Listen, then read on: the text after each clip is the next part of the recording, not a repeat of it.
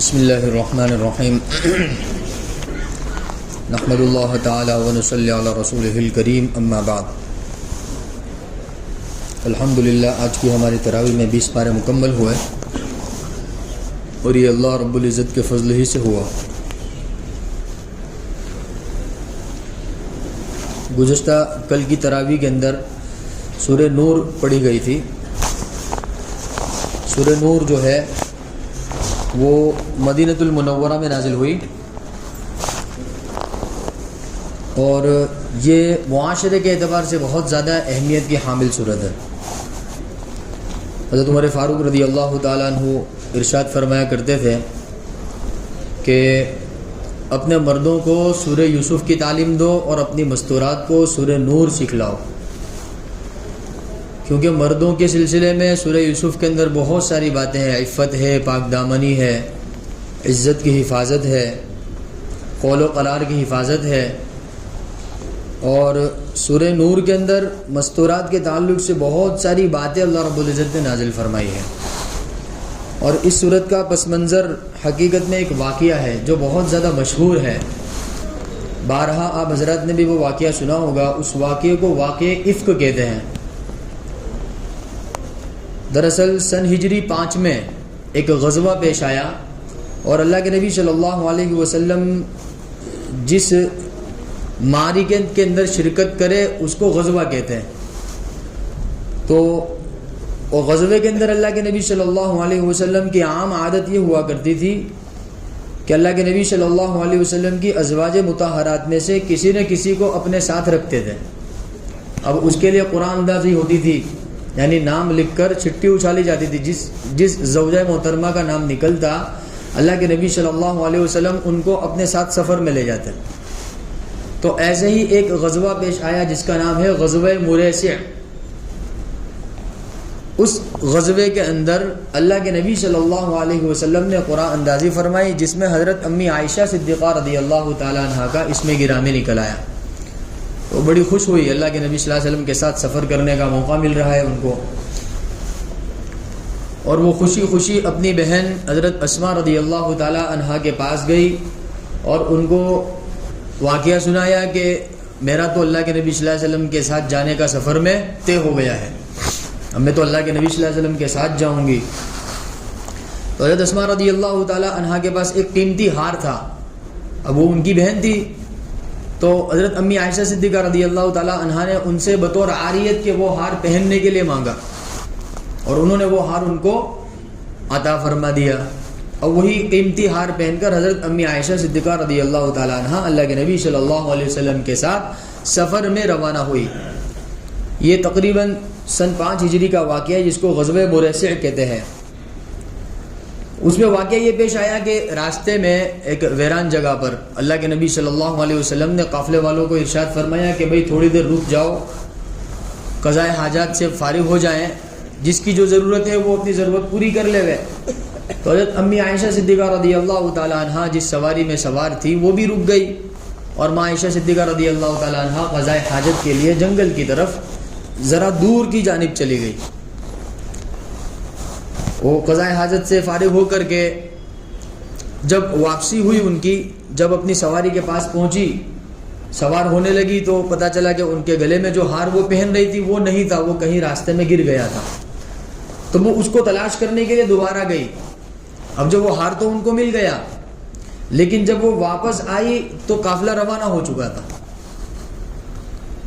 اب چونکہ حضرت امی عائشہ صدیقہ رضی اللہ تعالیٰ عنہ جسم کے اعتبار سے بالکل ہلکی پھلکی تھی، پتہ بھی نہیں چلا، جو ہودج اٹھانے والے ہوتے ہیں، کیونکہ اونٹ کی سواریاں ہوا کرتی تھی اور اونٹ کے اوپر ایک ہودج رکھا جاتا تھا جس میں 1-2 لوگ بندے اندر سو سکتے تھے، بیٹھ سکتے تھے۔ اب ہودج اٹھانے والوں نے اٹھا کے رکھ دیا، اب پردے کا معاملہ تھا، ان کو پتہ بھی نہیں چلا کہ اندر ماں عائشہ صدیقہ رضی اللہ تعالیٰ عنہ موجود ہے یا نہیں، اور قافلہ کیا ہو چکا، روانہ ہو چکا۔ اللہ کے نبی صلی اللہ علیہ وسلم کے علم میں بھی یہ بات نہیں رہی کہ عائشہ جو ہے وہ سوار ہو چکی ہیں یا رہ چکی ہیں۔ اب اللہ کے نبی صلی اللہ علیہ وسلم کی عام عادت یہ تھی کہ قافلے کے پیچھے کسی نہ کسی کو چھوڑ دے کہ بھئی قافلہ روانہ ہونے کے بعد کوئی بندہ پیچھے سے آئے تاکہ گری پڑی کوئی بھی چیز رہ جائے گا قافلے والوں کی تو وہ ساتھ میں لیتا ہے۔ تو ایسے اللہ کے نبی صلی اللہ علیہ وسلم نے اس سفر میں حضرت صفوان رضی اللہ تعالیٰ عنہ کو، جو بزرگ صحابی تھے عمر کے اعتبار سے، بزرگ صحابی تھے، بڑی عمر والے صحابی تھے، ان کو اللہ کے نبی صلی اللہ علیہ وسلم نے طے کیا تھا۔ حضرت عائشہ صدیقہ رضی اللہ تعالیٰ عنہ جب واپس آئی، دیکھا قافلہ جا چکا تھا، تو وہ وہیں پر آرام کرنے لگی، یہی سوچ کر کہ بھائی اللہ کے نبی صلی اللہ علیہ وسلم نے کسی نے کسی کو طے کیا ہوگا، وہ جب آئیں گے تو وہ میرے کو ساتھ میں لیتے چلے جائیں گے، کوئی وہ مشکل بات نہیں ہے، اور ان کو کوئی پریشانی بھی نہیں ہوئی، نہ کوئی گھبرائی، وہ نہ ڈرنے لگی کہ بھائی اکیلا ہے، جنگل کا ماحول ہے، کچھ بھی نہیں۔ اب حضرت امی عائشہ صدیقہ رضی اللہ تعالیٰ نے ایسے ہی وہاں سو گئی، جہاں قافلہ رکا ہوا تھا وہاں سو گئی۔ اب حضرت صفوان رضی اللہ تعالیٰ عنہ جو پیچھے سے آ رہے تھے، انہوں نے دور سے دیکھا کہ بھائی کوئی ہے، ایسا لگ رہا ہے کوئی سویا ہوا ہے، تو انہوں نے زور سے کھنکارا، اس طریقے سے آواز نکالی، تو حضرت امی عائشہ صدیقہ رضی اللہ تعالیٰ عنہ سمجھ گئی کہ پیچھے سے جو قافلے کے لیے جو پیچھے جس کو چھوڑا جاتا ہے کہ وہ آ رہے ہیں، تو وہ فوراً بیدار ہو گئے، انہوں نے پردہ کر لیا۔ حضرت صفوان رضی اللہ تعالیٰ عنہ سمجھ گئے کہ کوئی مستورات قافلے میں ایسی رہ گئی ہے، تو انہوں نے اپنی سواری آگے کر دی، اور حضرت امی عائشہ صدیقہ رضی اللہ تعالیٰ عنہ سواری پر سوار ہو گئی۔ صفوان رضی اللہ تعالیٰ عنہ وہ سواری کی لگام پکڑ آگے آگے چلنے لگے، اور آہستہ آہستہ وہ لوگ کہاں پہنچ گئے؟ قافلے کے ساتھ مل گئے۔ یہ واقعہ پیش آیا۔ اب اس میں مدینۃ المنورہ میں کچھ منافقین تھے، ان منافقوں میں سے کچھ لوگ بہت زیادہ شریر اور فتین اور فساد مچانے والے تھے، جن کی سرشت کے اندر ہی فسادی مادہ موجود تھا، جو ہمیشہ ایمان والوں کے درمیان فتنہ اور فساد پھیلانے کے کام کیا کرتے تھے۔ تو چند منافقوں نے جب یہ دیکھا کہ بھئی ایک سواری بالکل قافلے کے لاسٹ میں آئی ہے، اور اس کے اوپر امی عائشہ صدیقہ رضی اللہ تعالیٰ عنہ سوار ہے، اور حضرت صفوان جو ہے وہ سواری کی باغ ڈور پکڑ کے آگے آگے چل رہے ہیں، تو انہوں نے نعوذ باللہ من ذالک تہمت پھیلانا شروع کر دی کہ بھئی یہ قافلے کے پیچھے کون رہ گیا، یہ کون ہے، اس طریقے سے باتیں ملانے لگے حضرت عائشہ صدیقہ رضی اللہ تعالیٰ عنہ کے خلاف۔ اب امی عائشہ کو تو کچھ پتہ ہی نہیں ہے، وہ تو بیچاری گھر پہنچ گئی، اور گھر والوں کے درمیان وہ خوشی خوشی سب سفر کی داستان سنانے لگی کہ الحمدللہ سفر میں ایسا ہوا، ایسا ہوا، ایسا ہوا، ایسا ہوا۔ اور باہر جو ہے منافقوں نے کیا کر دیا؟ پروپیگنڈا چلایا۔ اللہ کے نبی صلی اللہ علیہ وسلم کی دشمنی تو دل میں لے کر گھوم ہی رہے تھے وہ، اب ان کو ایک موقع مل گیا، انہوں نے نعوذ باللہ زنا کی تہمت لگائی کہ یہ حضرت عائشہ رضی اللہ تعالیٰ عنہ جو ہے پیچھے رہ گئی، کیوں پیچھے رہ گئی، طرح طرح کی باتیں ملانے لگی وہ ان کی قوم، یہ منافقوں کی جو قوم تھی۔ تو بہرحال یہ بات پورے مدینے میں پھیل گئی، اور ہوتے ہوتے ہوتے اب اس میں کیا ہوا کہ کچھ بھولے بھالے صحابہ کرام جو کان کے اعتبار سے تھوڑے سے کچے تھے، تو وہ بھی ان کی باتوں میں آ گئے، اور وہ بھی اس طرح کی باتیں ملانے لگے۔ اس میں ایک حضرت ابو بکر صدیق رضی اللہ تعالی عنہ کے قریبی رشتہ دار، بعض لوگوں نے بھانجا لکھا ہے کہ وہ حضرت ابو بکر صدیق کے بھانجے تھے، تو وہ بھی، ان کا نام تھا حضرت مصطح رضی اللہ، وہ صحیح حقیقی صحابی تھے، سچے پکے صحابی، منافق نہیں تھے وہ، لیکن وہ ان کی باتوں میں آ گئے تھے۔ حضرت ابو بکر صدیق رضی اللہ عنہ کو پتہ چلا کہ حضرت مصطح بھی اس کے اندر شامل ہے، کہ جو میری بیٹی کے خلاف کیا کر رہے، پروپیگنڈا کر رہے، تو انہوں نے حضرت مصطح رضی اللہ عنہ سے بات چیت کرنا بند کر دیا، اور جو ان پر خرچ کیا کرتے تھے وہ خرچ کرنا بند کر دیا۔ اللہ کے نبی صلی اللہ علیہ وسلم پریشان ہوئے کہ یہ کیا بات ہو گئی، چاروں طرف جو ہے اللہ کے نبی صلی اللہ علیہ وسلم کی زوجہ محترمہ حضرت امی عائشہ صدیقہ رضی اللہ تعالیٰ عنہ کے خلاف کیا کر رہے ہیں، یہ لوگ باتیں ملا رہے ہیں۔ بہت زیادہ مدینے کے اندر پریشانی والا ماحول تھا چاروں طرف، اب بیتوں کی باتیں چل رہی تھی۔ اب جو سچے پکے مسلمان تھے وہ بالکل خاموش تھے، وہ کچھ نہیں بول رہے تھے، ان کے پوچھے جانے پر بھی نہ ہاں نہ خاموش خاموش خاموش، کوئی کچھ نہیں کہہ رہا تھا۔ لیکن جو کچے دل والے تھے، منافقین تھے، وہ طرح طرح کی باتیں چلانے لگے، ملانے لگے، بولنے لگے، اڑانے لگے۔ تو اللہ رب العزت نے حضرت ماں عائشہ صدیقہ رضی اللہ تعالی عنہا کی شان میں یہ صورت نازل فرمائی۔ اب فیصلہ ضروری تھا، اب اللہ رب العزت نے صورت نازل فرما کر ارشاد فرمایا، ہم اصل میں تمہارا امتحان لینا چاہتے تھے، اس واقعے کے ذریعے ہم دیکھنا چاہتے تھے کہ کون سچا ہے اور کون پکا ہے، کون کچا ہے، کس کے دل میں نفاق ہے، کس کے دل میں منافقت ہے، اور کون اللہ کے نبی صلی اللہ علیہ وسلم کی عزت اور احترام کرنے والا ہے۔ اس واقعے کے ذریعے کیا ہو گیا، وہ کہاوت ہے نا کہ دودھ کا دودھ پانی کا پانی ہو گیا۔ جو منافقین تھے پتہ چل گیا کہ ہاں یہ ان کے دلوں کے اندر کیا ہے کہ اللہ کے نبی کی نفرت ہے، اور یہ وہ ہے کہ جو سچے پکے لوگ ہیں۔ اللہ رب العزت نے حضرت امی عائشہ صدیقہ رضی اللہ عنہ کی شان میں 10 آیات نازل فرمائی۔ وہ حضرت امی عائشہ کا جو وقت تھا وہ بہت زیادہ غم زدہ کرنے والا وقت تھا، بہت زیادہ غم زدہ کرنے. اور وہ وقت ایسا تھا کہ اللہ کے نبی صلی اللہ علیہ وسلم بھی پریشان تھے، کیونکہ اللہ کے نبی صلی اللہ علیہ وسلم کے علم میں بات ہی نہیں تھی کہ کیا ہو رہا ہے. قافلہ روانہ ہو گیا، عائشہ سوار ہوئی نہیں ہوئی، کچھ اللہ کے نبی صلی اللہ علیہ وسلم کے علم میں نہیں تھا. تو بہت زیادہ پریشانی کا باعث تھا. اللہ کے نبی صلی اللہ علیہ وسلم پریشان، ادھر حضرت ابوبکر صدیق پریشان کہ ان کی بیٹی تھی حضرت عائشہ صدیقہ پریشان، ان کی والدہ پریشان. تو چاروں طرف سے بڑے بڑے صحابہ کرام بھی پریشان، اور اس انتظار میں تھے کہ اللہ کی جانب سے کوئی فیصلہ ہوئے. اور اس وقت عائشہ نے یہ کہہ دیا تھا کہ میرا رب میرے بارے میں فیصلہ کرے گا، مجھے کسی کی امید نہیں ہے، میرے بارے میں کون فیصلہ کرے گا کہ میرا رب کرے گا. لہذا اللہ رب العزت نے یہ سورہ نور نازل فرمائی. اور عائشہ صدیقہ رضی اللہ عنہ کا واقعہ ایک رکوع کے بعد سے شروع فرمایا. اس واقعے کو بیان کرنے سے پہلے اللہ رب العزت نے کچھ بنیادی باتیں ارشاد فرمائی، وہ سمجھنے کے لائق ہے. اللہ پاک نے فرمایا کہ سورۃ، یہ ایک سورت ہے جس کو ہم نازل کر رہے ہیں، وَفَرَضْنَاهَا، اور ہم اس کے احکامات کو تم پر فرض کر رہے ہیں، وَأَنزَلْنَا فِيهَا، اور ہم اس سورت کے اندر آیات بینات، کھلی ہوئی نشانیاں بیان کر رہے ہیں، لَعَلَّكُمْ تَذَكَّرُونَ، تاکہ تم نصیحت حاصل کرو. اب اللہ رب العزت کیا کیا حکم ہے؟ اب سب سے پہلے اللہ رب العزت زنا کے احکام بیان فرما رہے، کیونکہ اس واقعے اندر کس کی تہمت لگی تھی؟ زنا کی تہمت لگی تھی. اب زنا کا حکم اللہ رب العزت بیان فرما رہے کہ الزانیۃ والزانی، کہ زنا کرنے والی عورت اور زنا کرنے والا مرد، فجلدوا کل واحد منہما 100 جلدہ، کہ ان دونوں میں سے ہر ایک کو 100 کوڑے لگاؤ اگر ان کا زنا ثابت ہو جاوے. یہ اسلامی حکومت کی بات ہے. یہ کب کی بات ہے؟ جب اسلامی حکومت قائم ہو اور زنا کرنے والا مرد اور زنا کرنے والی عورت، جب ان کا زنا گواہوں کی گواہی سے ثابت ہو جاوے، تو اللہ پاک فرماتے ہیں اب ان کو کیا کرو، 100 کوڑے لگاؤ. اور جب یہ 100 کوڑے لگاوے تو اس وقت ایک جماعت ایسی ہونی چاہیے جو یہ منظر دیکھ رہے، یعنی لوگوں کے سامنے ان کو کوڑے لگاؤ، تاکہ ان کو کیا ملے؟ عبرت ملے، تاکہ وہ بھی زنا سے بچنے والے بن جاوے. اور اللہ پاک فرماتے ہیں کہ اس سلسلے میں تم ان کے ساتھ نرمی کا معاملہ مت کرنا، کہ بھائی چلو یار ان سے غلطی ہو گئی ہے نا، بھول سے ہو گیا، چوک میں ہو گیا. اللہ پاک فرماتے ہیں کہ نہیں، ایسا نہیں ہے، ان سے غلطی ہوئی ہے، ان کو سزا دی جائے گی. اور سزا بھی کس کے سامنے ہوگی؟ بالکل سب کے سامنے. اب زنا کی یہ وہ سزا ہے جو صرف شریعت اسلام کے اندر نازل فرمائی ہے. دنیا کی کسی بھی شریعت میں اس طرح کا نظام نہیں پایا جاتا جیسا نظام اللہ رب العزت نے قرآن پاک کے اندر بیان فرما رہا ہے. اور علماء کرام نے لکھا ہے کہ جب تک اس پر عمل ہوتا رہا، عورتوں کی عزت سلامت رہی اور مردوں کی عصمت حفاظت میں رہی، ان کی نگاہیں بھی حفاظت میں رہی اور شرمگاہوں کی بھی حفاظت ہوتی رہی. لیکن جب اس قانون پر عمل ہونا بند ہو گیا تو پھر آہستہ آہستہ معاشرہ کیا ہو گیا؟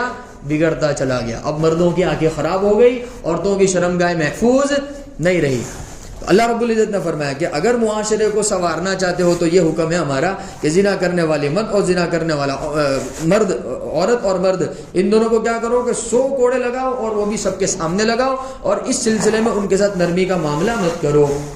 پھر آگے اللہ رب العزت نے بطور تعدیب کے اور ان کو بطور سزا کی ایک بات اور ارشاد فرمائی کہ اب ایک مرد زنا کر چکا ہے تو اب وہ کسی پاک دامن عورت کے ساتھ اس کا نکاح مت کراؤ.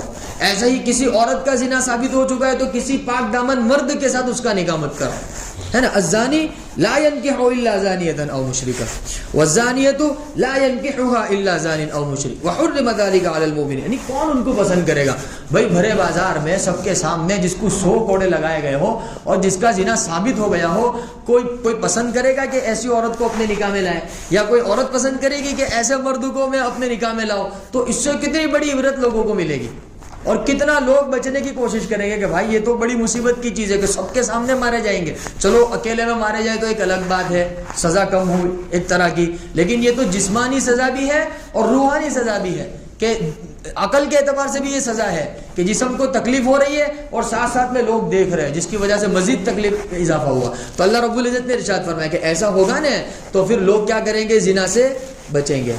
پھر اللہ رب العزت نے آگے وہ جو حضرت اما عائشہ صدیقہ کے سلسلے میں جن لوگوں نے تہمتیں لگائی تھی اور ان کے پاس کوئی گواہ اور کوئی دلیل نہیں تھی، اللہ نے ایسے لوگوں کے بارے میں حکم نازل فرمایا کہ والذین یرمون المحصنات، یاد رکھو کہ وہ لوگ جو پاکیزہ عورتوں پر الزام لگاتے ہیں زنا کا. اب چونکہ ماں عائشہ بالکل پاکیزہ تھی، اللہ کے نبی صلی اللہ علیہ وسلم کی بیوی کے سلسلے میں تصور میں کیسے آ سکتا ہے کہ نعوذ باللہ من ذلک ان سے کوئی غلطی ہوئی ہوگی؟ کیسے آ سکتا ہے؟ اللہ پاک فرماتے محصنات، وہ تو پاکیزہ ہے. اب جن لوگوں نے ان کے سلسلے میں گستاخی کی ثم لم یأتوا بأربعة شہداء، اور وہ 4 گواہ بھی لے کر نہیں آئے. کتنے گواہ لے کر نہیں آئے؟ 4 گواہ لے کر نہیں آئے. فجلدوہم، کہا ایسے لوگوں کو 80 کوڑے مارو. کتنے کوڑے مارو؟ فجلدوہم 80 جلدہ. پتا چلا کہ اگر کوئی کسی پاک دامن عورت پر الزام لگاوے تو اگر اسلامی حکومت ہو تو قاضی کے ذمے یہ لازم ہے کہ وہ اس سے کہے کہ بھائی تو نے جو الزام لگایا اس پر کم سے کم کتنے گواہ چاہیے؟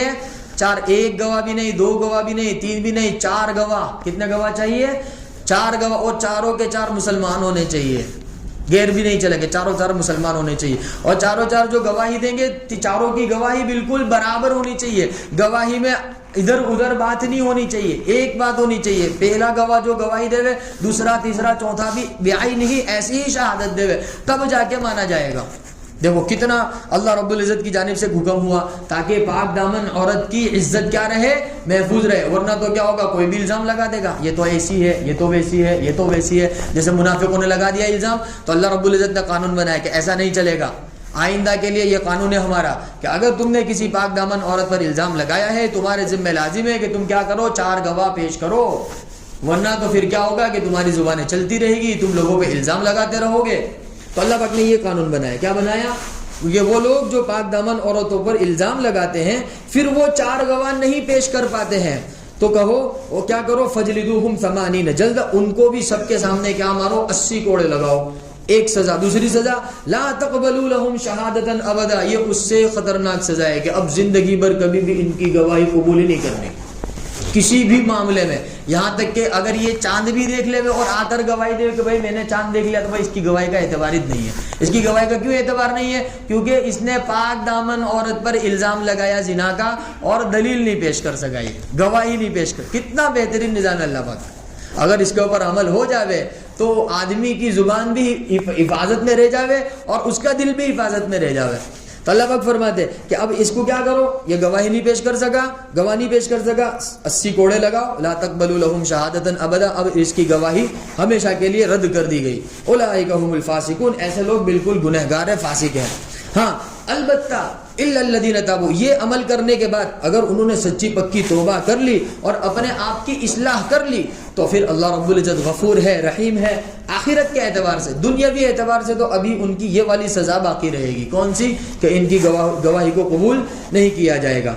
اور تیسرا حکم اللہ رب العزت نازل فرمایا کہ وہ لوگ جو اپنی بیویوں پر الزام لگاتے ہیں. ایک واقعہ ایسا بھی پیش آیا تھا کہ کسی صحابی کو اپنی بیوی کے سلسلے میں اس طرح کی بات پیش آ گئی، ان کو ایسا وہ ہونے لگا، شک ہونے لگا. تو اللہ رب العزت نے اس کا بھی حکم نازل فرمایا کہ وہ مرد جو اپنی بیویوں پر زنا کی تہمت لگاتے ہیں.